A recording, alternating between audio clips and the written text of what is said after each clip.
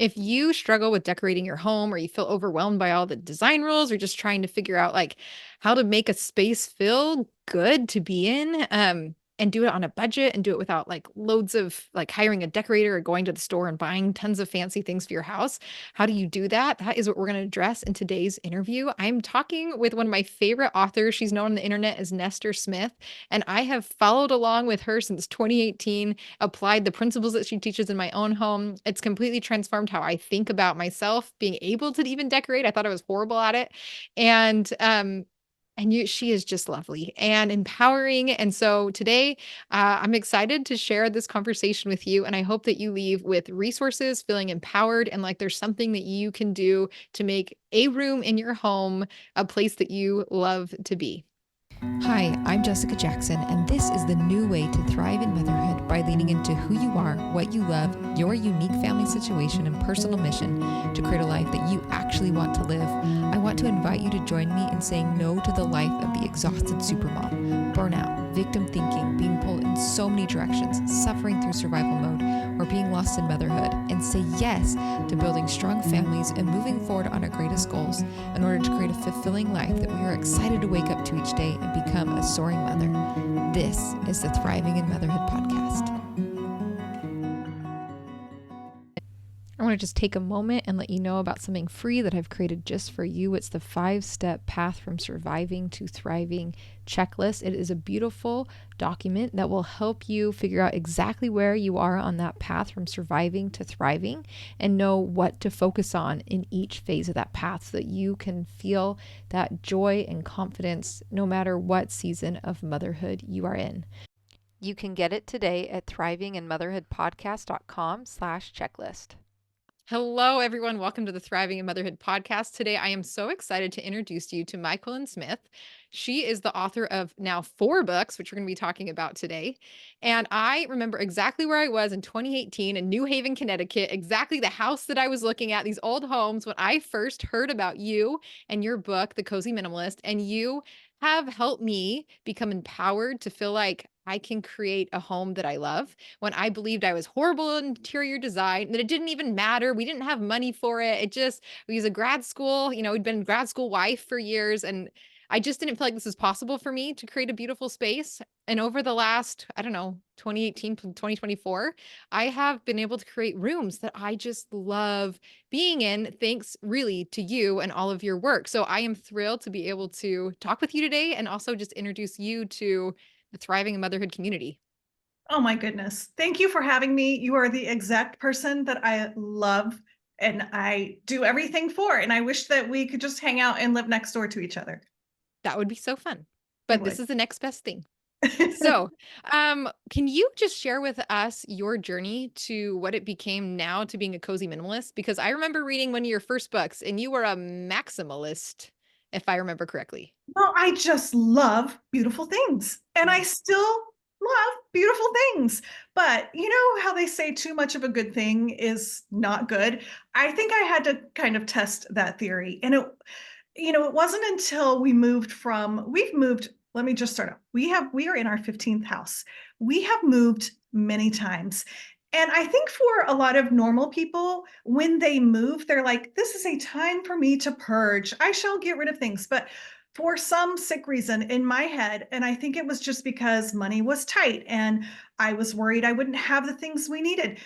Because I knew that moves were in our future, I had this tendency to, even if I wasn't using something and maybe I hadn't used it at my last house, I held onto it because I got it for a good deal or I saw, potential in it, or I worried that in my next house I might really need it.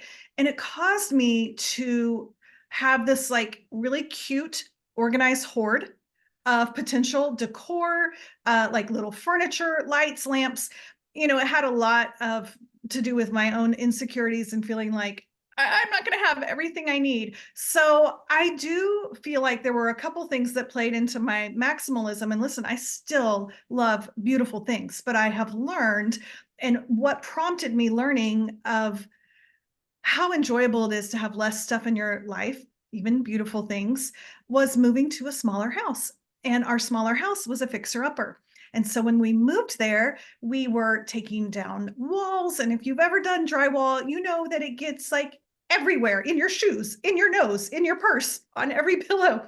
So I knew that I was way too lazy to ever clean everything good. So we put most of our belongings in a little barn on the property. We lived in our house for 3 to 6 months, just with like the barest of essentials, a sofa, a pillow, a lamp, the cat, a blanket in case we got cold. And I will tell you, it was life changing. You would have thought that that would be the most chaotic time because we did not have a sink for 3 of those months in the kitchen. We didn't have a stove. I was cooking on like a griddle, but it was so relaxing. It was so peaceful. My house, for the first time ever, felt under control. It was small, so I had just enough. And I was like, this is what living is all about beautifully. I want more of this. So I became a cozy minimalist. Okay. I love that so much because, um, like you said, it's just the opposite of what you would expect and what, you went through something really dramatic to realize what living with less meant. But let's talk about the cozy part. Yes. Oh, I think that's everyone's favorite part. Yes. For so long, I thought I would look at magazines, and if I saw a room I really liked, I didn't know. I call it like Pinterest abuse. Like I would look at the room, and then I would look up at my own room and think, I don't have the right stuff. I need more stuff. So I would go in my own way. I would go to thrift stores or yard sales or shop my own house and like try to bring more stuff in. It never occurred to me that maybe my problem was I had too much stuff. Maybe one solution could be to remove stuff. I just always thought I needed to add more in. But what I realized was I was also abusing coziness because without a purpose, your cozifications, that's what Deborah Needleman calls them, your throw pillows and your beautiful plants, all those things that make our house really welcoming and inviting, when they don't actually serve a purpose, when they go beyond, they kind of turn into clutter. And my surfaces were beyond. My sofa had so many pillows that in order to sit down, you had to move a pillow. In order to put a pizza box on the coffee table or do the laundry, you had to move 4 pieces of beautiful decor. And that's where I thought, oh, how can I have less but still have my house be beautiful? And so that's what cozy minimalist is getting the most amount of style with the least amount of stuff. Hey, so powerful. Now, this is where I think you start to differ from pretty much everyone else that I know that talks about like house rules or design principles because yours are so tangible and practical. There's these 5 phases that walk you through, and you know exactly what to do in every phase. And phase 3 changed my life. And sometimes I've like made it to phase 3 in all the rooms in my house, and like that's good enough. So, can we talk about those? Because you're not going to be talking about balance or lines. Like that is not what we're talking about here. Yes, for so many of us, we just want to feel good about our rooms and feel like they're like done enough so that we can kind of forget about them and use them. So, the women that I encourage and even in my own self, like I want a beautiful house so I can use it and enjoy it. Like none of us are really about showing our house off. Has my house been in magazines? Yes, that is a perk of just having a house that I finally finished.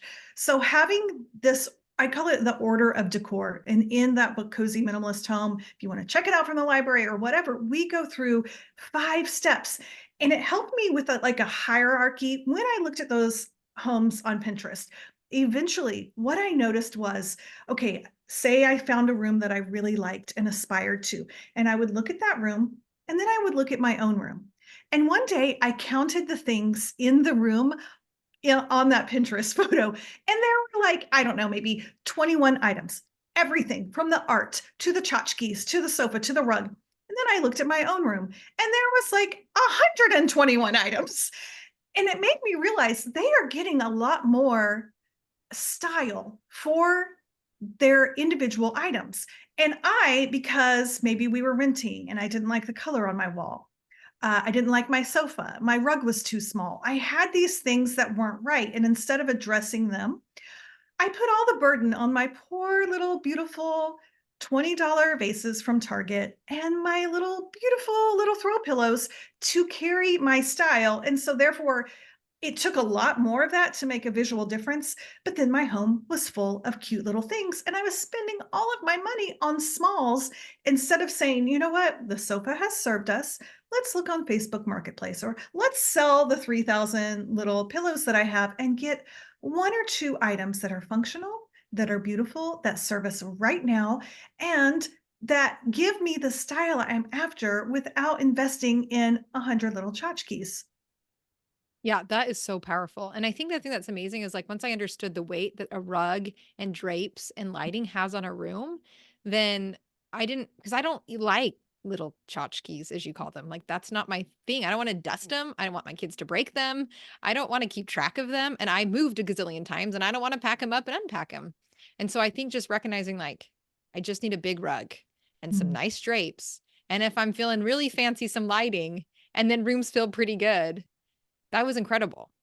It's so true, and I will tell you, I call those the homey trinity: Mm. rugs, drapes, and lighting. So that's the 3rd phase, and the phases are kind of in order of, maybe what you would prioritize if you're on a budget, or even the order of that you make your decisions. So if you don't have the stuff in phase 1, you don't wanna do phase 4 yet.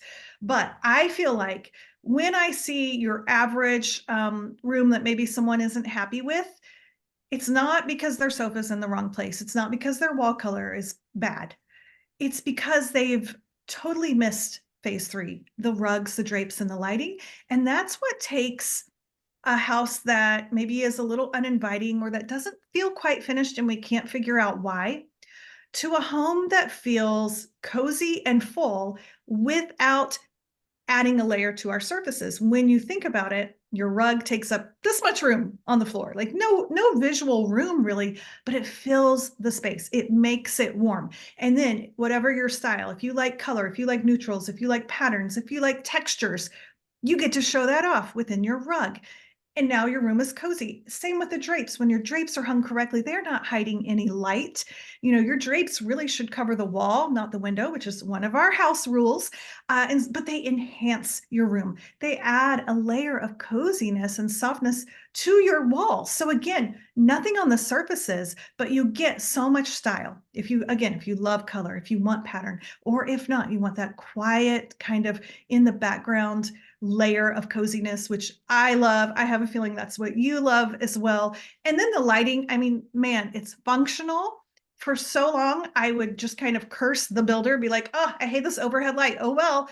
But then I realized I could bring in my own lamps. Like in my family room right now, I think I have 7 different, we have no overhead light. We live in an old house. But I have maybe 3 lamps with shades, 2 reading lights, and a floor lamp, a wall sconce, and all these layered lights they create like pockets of coziness that also are very inviting for you to do different types of activities that's what the room is for. Yeah, I love that because, yeah, it makes an impact. The other thing that I feel like are beautiful about your house rules, and I was reading through the list of 100 rules in your 4th book, but one of the ones that is just nice is like when you know the rules, you can break them. And so it's great. Like I go into my bedroom and we just bought a new queen bed because learned, I was part of your cozy minimal community for a long time, right? So I figured it out. And so I bought the bed. And on the side, I've got these 2 night tables that are bar stools from my grandma's house. And my grandma died. So it's one of the few things I have. So when I look at that room, I can say, is the scale off? Yes. But I know it's off and I'm choosing because I like the significance of those bar stools. And I'm going to compensate by curtains and not a gallery wall.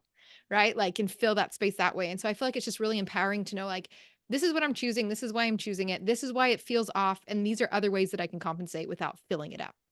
Hallelujah. You did it exactly right. It was scary to name a book House Rules because I'm really a girl against rules, but that's rule number 1 is learn the rules so you can break them beautifully with confidence.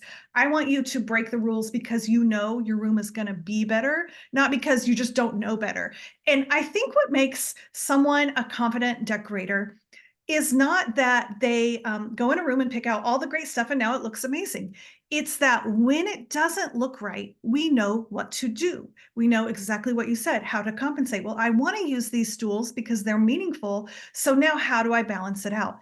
That is where the skill is. And let me tell you, no one's born knowing that.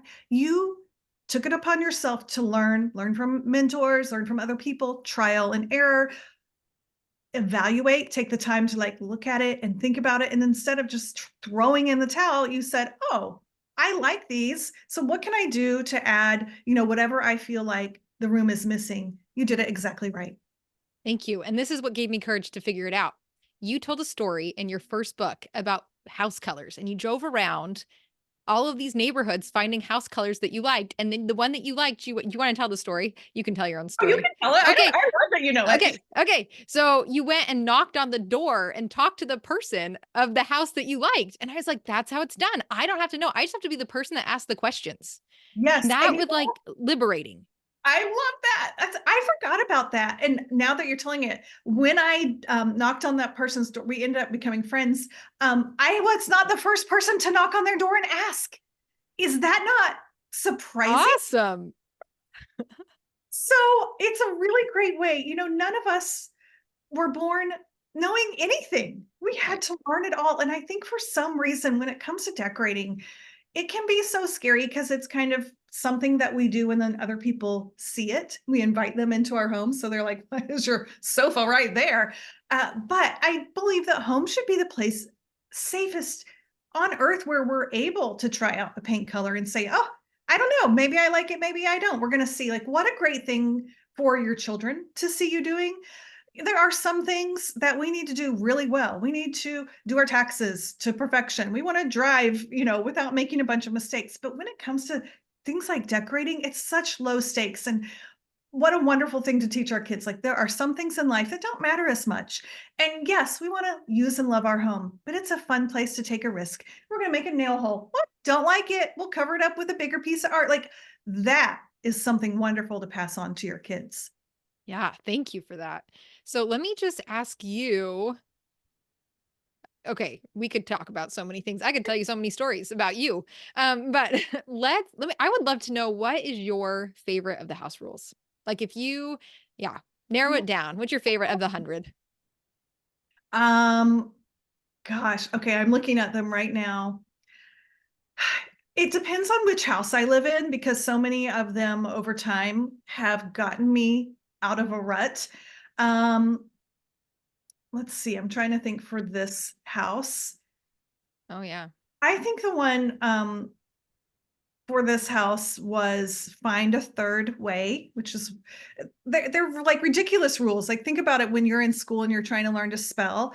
And so you learn I before E if except after C. And this is why the house rules, they're not about getting a certain style. They're about finding your style. It's like, well, if you're spelling, whether you're writing a resume or a novel or an Instagram post, I before E except after C applies. So all of these house rules apply in the grand scheme of making decorating decisions. And what was the rule I just said? It was find the third way. Is there a third way? It can be really helpful if you feel kind of stuck in a rut or if you find yourself waiting. I feel like the first half of my life as a young mom, moving around in houses, I was always waiting to decorate. I was waiting on my next house. I was waiting until we had the right budget. I was waiting until I had the confidence to make a better decision on which paint color that was taped to my wall I should get. I was waiting for my husband to tell me which sofa he liked. I was waiting, whatever it was to figure out my style. But if everything is always like either or, black or white, I think it can make us feel like, well, there's a right decision and a wrong decision. And with this house, we were going to redo the kitchen when we first moved in, and we had saved, and for the first time in my life, I was going to like hire a kitchen designer and get a new kitchen. I couldn't wait. We had a 30-year-old kitchen.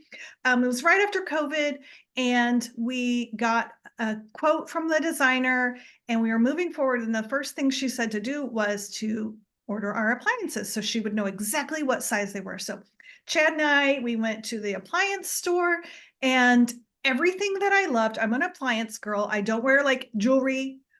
I'm not a big shoe person. I love lamps and appliances. Um, they said everything was back ordered for 18 months, which was no deal. And I was a mess. Like, I just thought, I've got this book to take photos for. Also, I want to cook in my kitchen because cooking feels like the opposite of the internet to me. So I love being behind the stove and like cooking dinner. It just is enjoyable. So all of a sudden, I was in a like disaster mode because I thought, well, I can't keep the kitchen I have, and I can't have a new kitchen. This is the end of the world. And my husband just said, well, what's the in between? Like, what could you change? And I mean, that's not like life-changing, mind-boggling. No one's ever thought of that before. But it was so helpful just to be looked in the eye and said, okay, well, let's change what we can change. Yes, I know you wanted this, and I know you can't have this. Is there a middle of the road? And let me tell you, by the end of the day, I was so excited because I feel like one of my strong points actually is taking something and figuring out how to improve it instead of starting from scratch. So I had all these ideas now of how I could take this kitchen that did have some pretty parts to it and improve it. And so the third way in this house was probably the rule that has helped me the most keep going. I love that. Also, you have another rule that stuck with me. If you can't break what you don't like, did that apply in your kitchen? Oh, you cannot ruin what you already hate. Oh, that's what it That is. Okay. probably throughout my life, that has given me confidence, because I believe in listen, when you have let's say you move to a house and you got 2,500 square feet of decisions, that's terrifying. And then your mother-in-law's coming over in 2 weeks and you feel like, I got to have the paint picked out and the sofa in the right place. But you need to start small. And I like to take a risk with something that I'm not going to publicly ruin. And if you can find something in your house that you already are like, that's so ugly. I don't like that. I was getting ready to take that to the Goodwill. And if you can build your confidence on maybe taking something that you were going to get rid of anyway. On the front of my book, I have a canvas right there, and it was from one of those big box stores, like this black and white globe. We've all seen it, and we used it in my son's room. It's like a $50 piece of, I call it fart, fake art. And I was going to take that canvas to the Goodwill one day, and then I thought, you know what? That's a really good size canvas. If I were to go to Hobby Lobby and buy that, it would be $35 on 50% off day. So I kept it. Of course, we moved to this house and we have lots of walls. And I ended up just pouring all different color wall paint on it. And so now I had a piece of art that was all in the colors of my house. It looks good in every room. And I didn't have to worry about publicly ruining something that was an investment piece or an heirloom, or hiring the painter to come paint my 2-story walls for $3,000 and I'm not sure about the paint. Like, we have to build our confidence, and I want everyone to build it starting small and learn about yourself and then take the next step. So start with something in your closet, in your attic, that you get off Facebook Marketplace for $20, because you can't ruin something that you already hate. That is such a liberating, wonderful starting place for both people on a budget and people that are scared of Yeah, design and think they aren't good at it or don't know what they yeah, like. Yeah. yes. So empowering. Okay. I'm going to share one of my favorite rules. Yay! One sane space. Can you elaborate on that? Oh, this one really came into play when I moved to that fixer upper. So I am not a girl I don't really believe in like, oh, you need to decorate your house, you should do every room at the same time. I like to decorate one room at a time, go through the 5 phases. And when I'm doing that, you'll have a room that you're focusing on, but at the same time, I think it's really helpful to have a room that doesn't get touched, a room that is for you and whoever is living in your house, your family, your roommate, your dog, where you guys can go. And it's not going to be a disaster. It's going to be someplace where you can still do your routine. If you are working on your dining room, then make sure that your family room has the TV hooked up and the fireplace on and your cozy cushions and all of those things. I always like to protect one sane space, even if the walls are, we had a sane space and one wall was plastic, like a plastic sheet. That was okay because we still had a place at the end of the day that we could go back to and feel ourselves. Yeah, and I think it just applies to so many like, whatever is going on in your life that's causing disruption in your home, whether it's decorating or, knocking walls down or just a busy season, it's so powerful to have that one sane space to just like, I've just applied that to all like, even hard seasons or, like, when things are falling apart around us because of our circumstances, it's like, if we just have one place that we can go to and pretend for a little bit that things aren't as crazy as they really are, it's really That- lovely. That's excellent. Yeah, okay. So I'm gonna just do a review of what I've learned from your first 3 books, and I wanna hear what you love and are most excited about and, like, what we're gonna get from your 4th book. Does that sound fair? Okay. So The Nesting Place, invest time, not money, and get creative and try stuff so you learn what you like. That was kinda like my takeaway.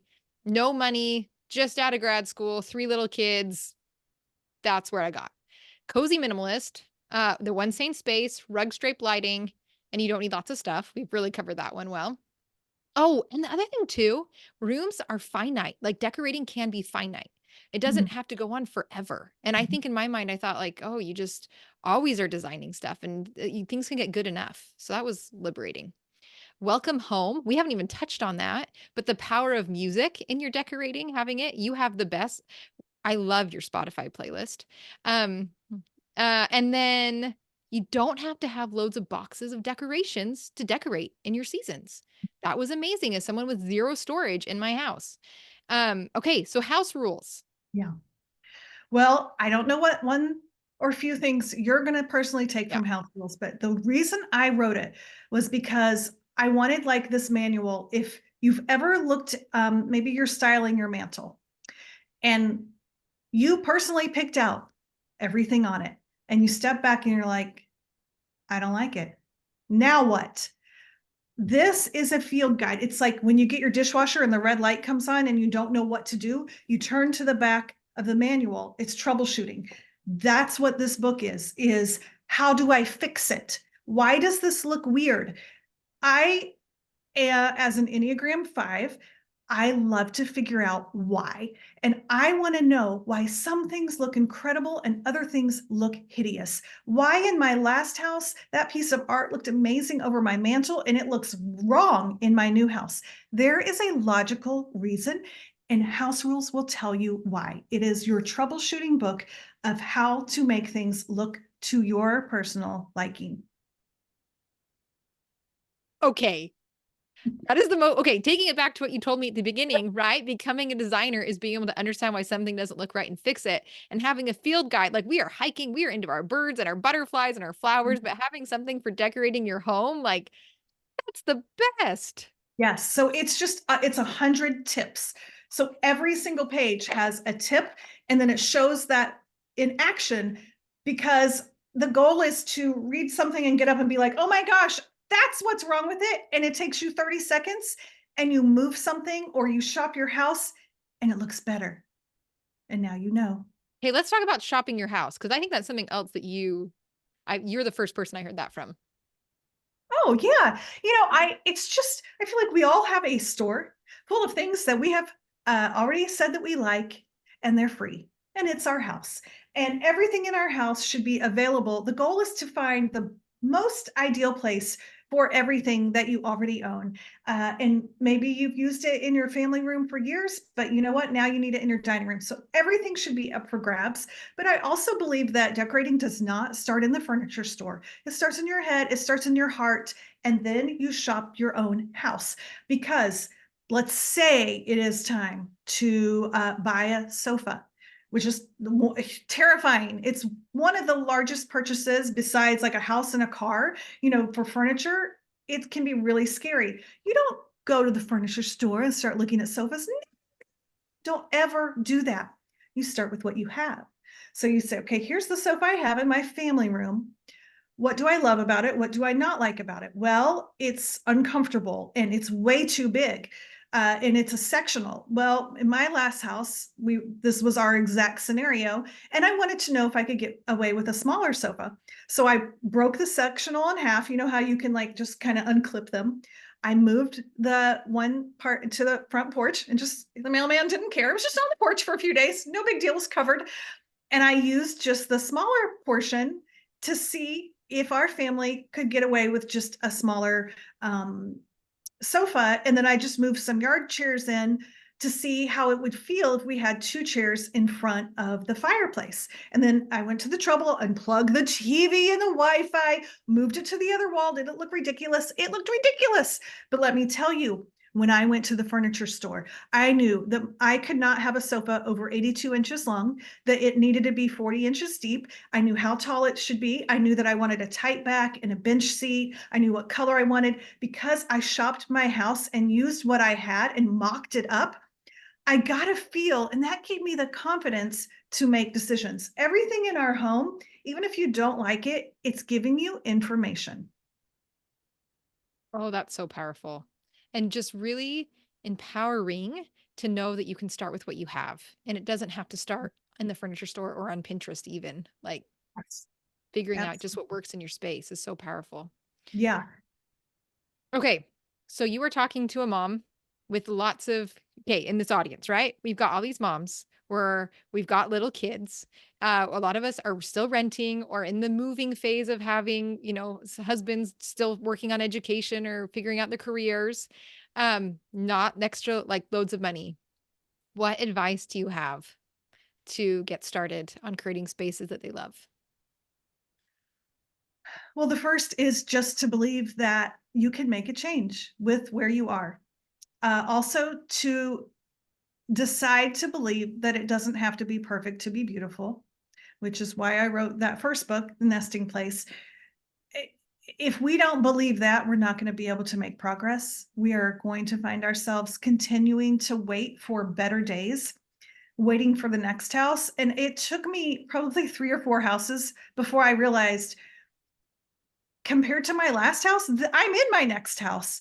And if I keep waiting for my next house to believe I can make a change, my kids are going to be grown. I'm going to, like, half my life is going to be gone. What am I doing? Like, you can make a difference where you are, because here's the thing. If you want to fully use your house, when you're preoccupied with the fact that your sofa has a broken leg or is uncomfortable, or you're just embarrassed by the state of it, you're not going to fully use your home.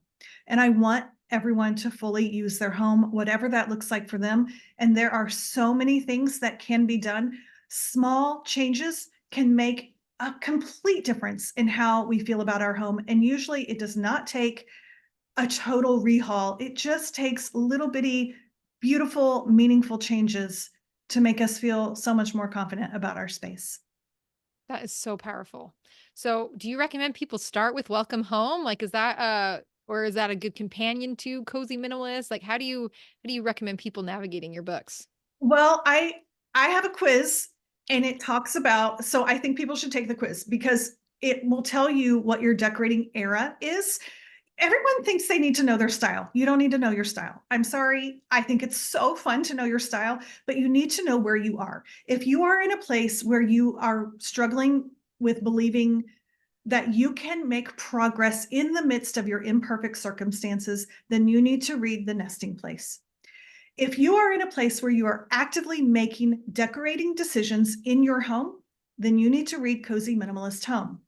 If you are in a place where you're like, well, my house is kind of done, but I want to host and I'm not doing that. That's what Welcome Home is for. It's going to help you host and have this seasonal home that, like you said, it doesn't require you to purchase a lot of seasonal decor and plastic things that you store away.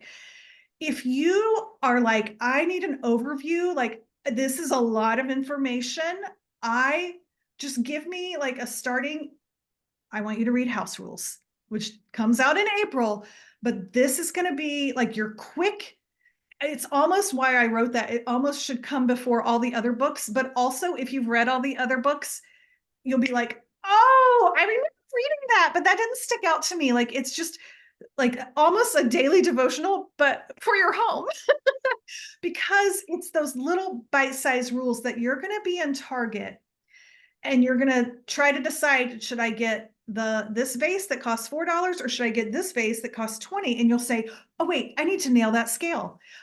The nester said I should, instead of getting like 4 small things, I want impact. So I'm going to get 1 large thing. Or contrast is queen if you want to be seen. And I'm putting this vase on a white dresser with a white wall behind it. So I should get the dark vase. So it will like help you make instantaneous decisions. Love that. Especially because it kind of goes back to this idea of it's a learning process. And when you're using it, as you say, a daily devotional, something you're going to come back to and work on applying over time. Like I found that the first room I did is nowhere near as good as the last room that I did. And now that I've learned a whole bunch of stuff, I want to go back to the first room, right? And probably with your field guide and be like, okay, let's figure out what principles here are off or I want to improve on. I think it's really fun. And I think the biggest quality that someone who is trying to make decorating decisions in their home, the biggest quality we can have is being aware and observant and paying attention to our own house, to how we use it. And in a way, our rooms actually aren't ever done because we grow and our needs change and our kids are growing up and we have another baby or our mom moves in or whatever it is. And so we want to be attuned to the types of changes that we need to make. So our house can function for us, so it can have the most amount of style with the least amount of stuff, so it can be beautiful without being perfect. And that is our fun job that we get to have. Yeah, and let me also just put a plug, like, it sounds like this could take a lot of time, but, like, this is something that I just did because it's so much about awareness. I'm, like, homeschooling my kids and running a business and moving and, going through hard pregnancies and, like, all these, like, really rough things are happening, but while I'm hanging on the couch reading stories, I'm also thinking, like, "Okay, I see a picture would be nice here now that I've had my curtains up for 6 months, and that wall really does need something." Like, it's Yeah. kinda something that when you read it and you understand the principles, it just, like, simmers in the background, and then taking action doesn't take that long in the Yes. grand scheme of things. So, like, anybody can squeeze this in even if there's not loads of time. And just learning one or two universal decorating truths, once you have it, you have it. A lot of times they apply to style. They apply, my kids are college aged and they now know, oh, mom, I went to my friend's house. They have no drapes and then no rugs, and it echoes. They need drapes and rugs. Like my kids know this stuff. We have people watch because I have a private community. We have people watch the communities as part of their homeschool with their kids, and then their 12-year-old like wins our award for the month because they redid their room and they got those steps down. It's actually really fun. That's so cute. Yeah, we used Welcome Home as one of our homeschooling curriculum type. Yeah, it was fun. I'm like, everyone talks about seasonal living. Let's bring it in. Yeah. Yeah, it's really powerful. Okay, I have questions that I ask all moms that come on my show. I want you to picture yourself now many years back to the very first time you held your first child in your arms, all the way to now. What is the biggest change that you see in yourself? Hmm. I think, oh, that's so good. Oh gosh. Maybe just calmness and unhurried. Is that a good enough answer? Oh, there's no wrong answer. But this is not school. Yeah, I feel like maybe I've just relaxed even more and don't feel ready to rush to the next thing. Love that. How do you feel like you developed that? I think moving a lot actually makes you have an awareness of time passing. Um, and my kids are like in their 20s. They moved out, and then when COVID happened, and then we moved to another town, and they moved to the town where they quit their jobs, moved to a town with us, and live at home again. And it's really wonderful. Like it's like we have this childhood, although they're older, like our family gets to be a unit again. And I've forgotten how really fun that is to have these wonderful humans so close to us. That's a dream. It is. That's so fun. I live 30 hours away from my family. We're like way Oh, out far away. I'm like, that would be amazing. wow. Yeah. Okay. So where can everyone find you and your books and the quiz and all your great resources? Oh, well, the quiz is at thenester.com. Okay. You can find me on Instagram. I love Instagram because it's visual. So at the Nester, the books are any library, anywhere books are sold. But I would love to encourage you wherever you are, whatever it is that you need in your home. I see the world through house colored glasses, and that's pretty much all I love to talk about and teach about. That is wonderful. Well, and I was a part of your cozy minimalist community for a couple of room cycles, and that is great. Like that is just such a lovely, empowering place. Like it just to have someone guide you through a little bit more on how this process works. Oh, I hope so. It's a really fun, I call it the most encouraging place on the internet. So if you feel like you need a private place where maybe you've read Cozy Minimalist Home, or you're more curious about the steps and the order of decor, but you want a place to load a photo and say, wait, what do I do to have all these other women with kind of the same values? Like, we all want a beautiful home, but we're not willing to like go crazy on the budget, or we all know that perfection is not the goal. We all want the most amount of style with the least amount of stuff. And we all have there are mansions, there are people living in tiny houses. There are people with mid-century modern style and people with like, California casual, all kinds of different styles, but the steps and the rules still apply. It's a great place to get encouragement if you're actively making decisions in your home or if you want to. Yeah, and the other thing too, it's like you have a whole bunch of people that have tried a bunch of things that also didn't work. And so like I would post ideas and they'd be like, "Oh, I tried that. Just warning, mayday. Don't it does not going to work the way you think it's going to work." That's actually really priceless. And Yeah. even like if I'm considering a piece of furniture, let me tell you, there's like 4,000 women in this group. So someone has bought that and they will tell you if it's great or if it's awful. And No, that is it's so really true. powerful. Yeah, I know, it's so true. All right, do you have any final thoughts for us before we part ways today? Oh, I don't. I just want to say no matter where you are, there is hope for your home, I believe. And I know that every home has a silver lining, and you have what it takes to make a difference in your home. Today, I'm excited to share with you about the Made to Soar Next 90 Days program. It is a self paced online course with lots of interaction from me that has transformed the lives of women from all around the world as they have learned to build unique family systems that support them in their own unique life circumstances, that allow the necessary and essential things of life to get done and leave time and energy to do what matters most to them. I'm going to let some women who have been through the program tell you a little bit more about their experience now. Just mucking through the day was just survival. And then I was like, the thought of trying to do anything extra was like, well, that's just never gonna happen. I think with Made to Soar, I don't know, I was probably hoping that it'd be the magic bullet for morning. I mean, we had no systems in our house. I mean, we had no we had no routines. Like how can I infuse meaning into my life? And even if I do the same thing, how can I think about it differently so that I'm feeling fulfilled? And so that was my goal in joining the Next 90 Days, was to figure out how to kind of handle all of these different domains. How do I become intentional with all of these things and make sure that I'm meeting my own expectations? Now I have systems set in place that, like, things like the laundry, just automatic, things get done. Because I was able to have the foundation of some of these systems and routines, when things got crazy, I could still go back to those and be like, okay, well, at least the laundry got done. At least my kids got fed. At least I read the Bible and did my workout today. So it helped me go through a couple big moves and big changes and to keep some level of stability for the family. figuring out how do I homeschool? How do I do it with consistency and some level of discipline? And then how do I build a business and still find meaningful work outside of my home? All of that, I wouldn't have known how to organize it. It was all kind of just like spaghetti in my brain. With Made to Soar, just gaining clarity about what I wanted my days and weeks to look like, my hours and my spare minutes. This is how we get to where we want to go, and just changing those expectations has helped me be happier. I have power to change my circumstances, right? That I can put in new routines. I can solve some of these problems. I can think about things differently and realize that I have power to be in a better place.